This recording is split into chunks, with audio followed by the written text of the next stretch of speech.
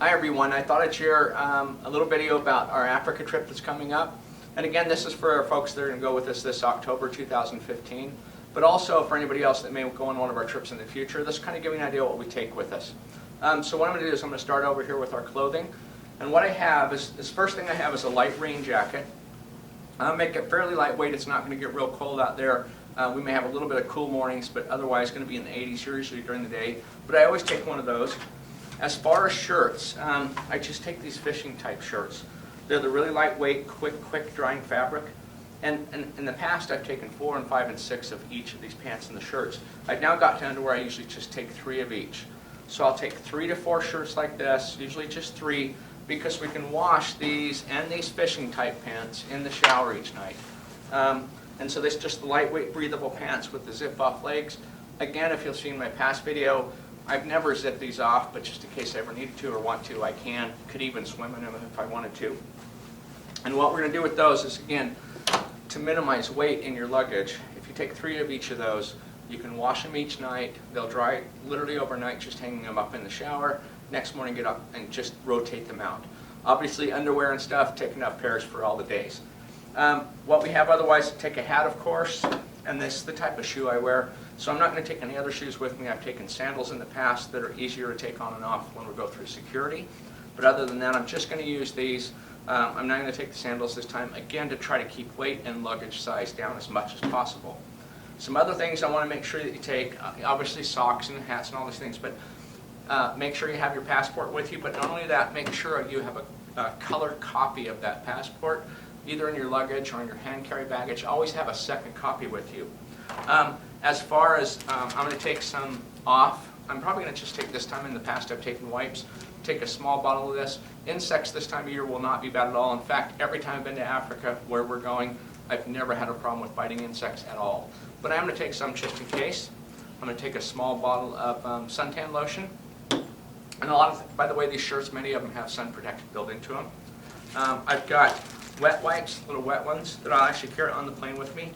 These are nice on a long flight because you can wash your face, things like that. One nice thing is when we're on one of the long legs from Amsterdam to Johannesburg, we're going to be on KLM, and they offer washcloths about every hour or so to wash your face. But these are really just a nice thing to have on the plane. And then these are those small disposable toothbrushes that have a little bit of toothpaste built into them. Make sure to get some of these. These are just a real luxury on the plane. You're on the plane so long, it's just nice to freshen up. So make sure to take a few of those. I take 10 or 12 with me, planning on 6 on each way if I needed them by any chance. I'm taking a small medical kit, and I've got everything from Dramamine to Pepto-Bismol, Tylenol, motion sickness pills, like these, motion sickness pills, Gas X, all kinds of stuff in there. There's everything you can imagine. And the reason I carry a lot of this is if somebody or a friend of mine needs something, I usually have it with me. But I am going to carry all that.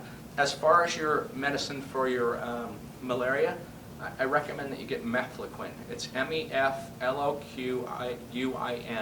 If you have any questions on that, give me a call. It's easier to take. You only have to take it about once a week, and you'll have to take it 1 week ahead of time, and then once a week, and then while you're there, and 1 week after you get back. So that makes it easy. Last 2 things, earplugs on the plane, but what I prefer to take, and you've heard me mention this before, I know they're expensive, but please go spend the money. Buy yourself over-the-ear Bose noise-canceling earphones. I've tried several brands. They're still the best out there. Make sure you get the over-the-ear. This will truly make your flight enjoyable. I can't stress it enough. When you get on these international flights, if you don't want them, you'll see why I tell you to. Literally 9 out of 10 people on that entire plane will be wearing those. First class passengers now get these provided while they're on the plane because it makes your flight that much better. You have a baby 1 row or 2 rows behind you bawling its head off. That's going to completely kill that sound. It's going to completely kill the engine sound. You can listen to the movies, you can listen to music without all that vibration. You'll sleep better, you'll feel better, everything will be better. So trust me to do that. So now we're going to go into equipment. I am going to take a tripod. You do not need to take one. I will have one that people can share if we need it. We rarely use tripods in Africa. So if you don't want to take one, please don't take one, take the extra weight.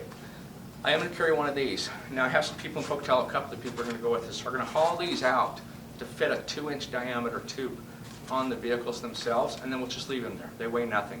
But I thought about something, go down to Home Depot or something, the insulation pipe that you put around to your piping in your house, they may already have one of these, has a 2-inch diameter. So just cut a 6 or 8-inch section off, just add a little extra padding on the edge of the vehicle. It'd be nice to have.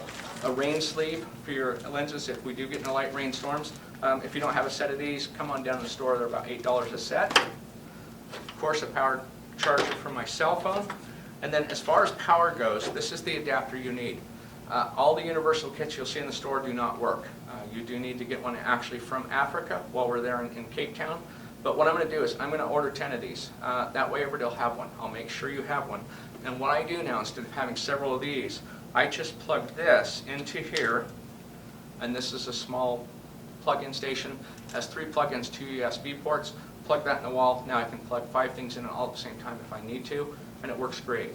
And all your chargers, by the way, are 220 rated anyway, so this is just fine. So that's all you really need as far as power goes. Make sure you have at least 1 to 2 battery charges. My recommendation is if you need to buy extra batteries, do that. I've actually got 2 in each. I've got 2 here, 3 extra, plus I have 1 more. So I actually have 4 batteries for each camera. And I know that sounds obsessive, but I want to make sure I'm enough. If you at least have 2 for each camera, you're going to be fine. A strap, I'm going to carry the Black Rabbit strap so that when I put it on, I'm having the camera onto my side. That makes a huge difference. Again, you've heard us talk about these. If you don't have one, come get one. They really are quite comfortable, and it'll make it much easier for you to carry your camera around for a full day, like when we're in Cape Town. When we're in the vehicles, it's not so big of a deal because they're in the benches. I took an extra cap, one for the body, a couple extra caps for the back of the lenses. As far as extra cables, I carry an extra USB cable, and then the one that comes with my, it's actually on my hard drive. Now on these hard drives, I'm going to take 2 of these, 2 of the small Seagate hard drives. I'm going to take 2 terabytes. And each day I will back up, morning and evening, I'll back up to both hard drives and my small computer. And that's what I don't have here. So I'm going to take a small laptop with me as well. But again, I'll back up to 2 hard drives and the computer, so there's no way I'm going to lose images. But again, 2 USB cords. These are the things that go bad quite often, so I have an extra one with me. As far as memory cards, I'm going to take about 400 gig with me. You don't need to. In most cases, you can take 100 gig, somewhere around there. You're going to be fine. The reason I do that, just so you'll know, is what I do with these. I'll take the memory cards, and if it's a spectacular day, like something like we get a kill with a cheetah or a leopard or something like that that we may never see again, I'll actually back up to both hard drives, the computer, and put that memory card away. So in many cases, I can eat up 3 or 4 or 5 memory cards that I'm not going to use the rest trip. That's why I take so many. The next thing is I take flash. I'm going to take a small flash like this. You don't necessarily need to take one. I don't use them a lot, but a lot of times I'll shoot flowers, something of that nature. I'm going to shoot high-speed sync, or if we shoot a lot of people, especially if they're dark-skinned people, a flash makes all the difference.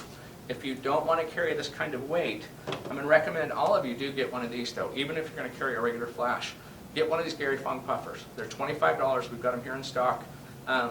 This will make your small pop-up flash act like a big flash. And this weighs nothing. Easy to put into your bag. And so the next thing is we're going to talk about lenses and cameras. What I'm going to take with me is I'm going to take a camera body, of course. This is the D810. I'm going to take a 28 to 300 millimeter mid-range zoom lens with me, so I can, like street photography and stuff, this is going to be a great mid-range type lens. So even like an 18 to 105, 18 to 135, something of that nature, okay? And then the second body, I've got my 150 to 600 Sigma. You want to take at least a 400 or 500 millimeter with you. Make sure you have a little bit bigger lens, just so we can reach out when we need to. And then the last thing I'm going to take is I'm going to take a really wide angle lens. In most cases, you will not need one of these. In Cape Town, you may, and so if you have enough weight in your carry-on bag, do that. But I'm going to take one because in Cape Town itself, we might be shooting really wide angle lenses. But think of it this way too. If you need to, you can always shoot 3 shots and stitch them together. So you may be able to save quite a bit of weight by carrying this without having to carry wide angle. Again, if you're a Nikon shooter, I'm sorry I can't take ones for each manufacturer. But if you're a Nikon shooter and we need to share this, you're more than welcome to borrow it. I am going to take one filter with me, just a Moose polarizing filter, just in case we do shoot landscapes. I am going to take my GoPro with me. I'm taking a mount that can mount to that 2-inch bar on the vehicle, just so if I want to, and I also have a suction cup mount, and I'm going to keep that in my regular luggage, so I can use it if we want to utilize some extra video. So that's mainly what I'm going to take, you guys. Now the bag I'm taking is the Pro Express Click. This is still the best bag I've found for international travel, and I've tried almost every manufacturer, every brand. This is the best there is. They're lightweight. They can hold all of this gear you see here and a lot more. But the one thing I want you to remember is, and come down and get one of these if you don't already have one, you'll notice a huge difference. The one thing I want you to remember is that small flight between Johannesburg and Nelspruit, the total weight limit's about 17 pounds. So what you're going to need to do is on that one short flight, we're going to need to take maybe some of these lenses and stuff, wrap them up in clothes, put it inside your regular luggage. So either make sure you have enough weight in your actual checked luggage, or maybe pay for an extra bag. Remember, international travel, it's free, but like from Seattle, from here to Seattle, for example, you're going to have to pay for that extra bag fee. But I am going to take 2 suitcases, and that second suitcase is going to be effectively empty. So if all else fails, maybe some of us can actually pull together and fill one of those things up with equipment. We'll wrap it the best we can. It's one short flight. I've already talked to them. They said they'll put it in the hull where it's a little bit safer for us. And so don't be too concerned about that. Just keep that in mind, though. It's about 17 pounds. So that's what I'm going to take with me. I know this is a really long video. If you guys have any questions whatsoever, please give us a call. We're really looking forward to this trip. Great things are happening at Inyati. The 2 leopard cubs are still there. They're still really small. We're going to get great shots of those. 2 of the males have been really active. There's a large group of lions there right now. Everything's just going on. This is the perfect time of year to go. Again, my favorite, you guys, is January, June, and October. Those 3 times a year are just magical. We should have good weather, good shooting, good everything. I really look forward to taking you. This is a special, special trip. For many of you that are going again with us, this trip, you already know how special this place is. So I can't wait to see you there. Thank you very much. Bye-bye.